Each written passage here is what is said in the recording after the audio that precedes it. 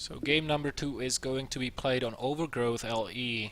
Now, this map is pretty good for Zergs, and I actually recently casted a couple of Czech competitions with one of the best Prodasses and StarCraft 2 analysts that we have in the country, and he is of the opinion that this map usually is decided by if the fourth base of the Zerg, which most of the time is the gold base, stays up, or if it gets killed by the Protoss. He says that's where the game gets decided most of the time in this matchup.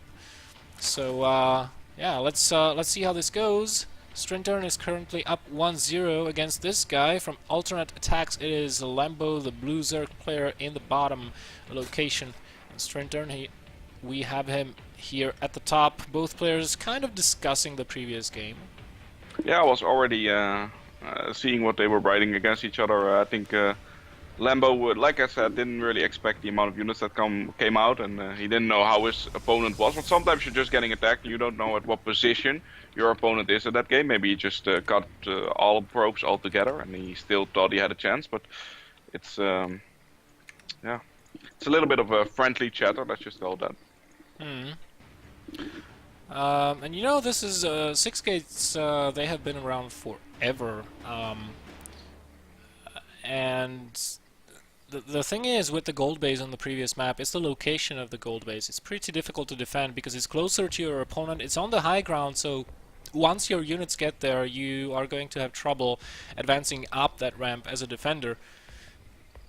I don't actually really know what went. I don't entirely know what went wrong for Lambo that game, other than the fact that this was not a Forge Expand, you know, and he did a build that is really good against Forge Expands, but not as good versus Gateway Expands. So, oh, but it looks like this is going to be a Forge rush here with cannons.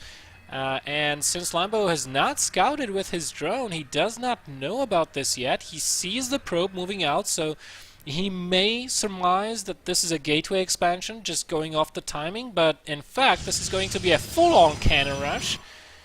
And StrinterN is going back to secure his natural with a cannon. As these are going up at the natural base, Lambo is going to check this. He sees that, and he's going to be like, God damn it. Yep. If he cancels, there's always a chance that one of the cannons and the pylon is going to get cancelled as well, and it's still a hard position to be in. If he lets it finish, it's going to be almost impossible to defend. But he can let the cannons finish in this position and then quickly cancel the hatchery. Is he going to do that? If he cancels now, he should be... Oh, he lets that finish. That is not a good move versus 2 cannons. You can't just let that hatchery finish.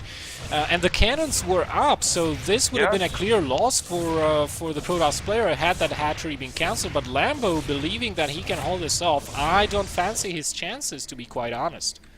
No, but I was actually checking the timings. Like you said, sometimes the cannons are placed at that ideal timing that they'll finish just after the hatchery finishes. But at this position, StrinterN put them down just a little bit too early, so there was a chance for Lambo to just cancel and after that get 2 other expansions. Now he's opting to get the gold base, but that's gonna be very hard to defend, I feel like, especially with cannons in front of your natural base. There is a spine crawler coming up, and maybe that can save the day at the natural expansion. But the hatchery is already down, of course. Yeah, the hatchery is down, the gold is not yet up, and no gas has been taken by Lambo, which I have to say is a mistake. In cannon rush and you let your natural die like this, you have to tech. Because if you stay on low tech, you're basically saying, I'm going to try and macro anyways, but at this point the Zerg player is so far behind economically, even with the fact that Protoss had to delay his expansion in order to make this work, the Zerg is so behind economically right now on larva injects, on the number of hatcheries, that this I don't believe this ever works. I think the best option is to tech a little bit faster and make up for the disadvantage that way.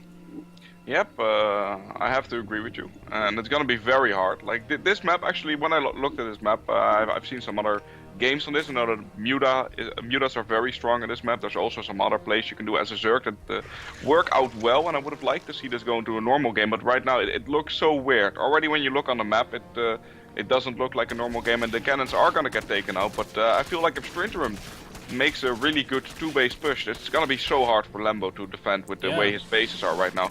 Like if StrinterN sends half of an army in the main base and the other one to the gold base, one of the bases is going to die for sure.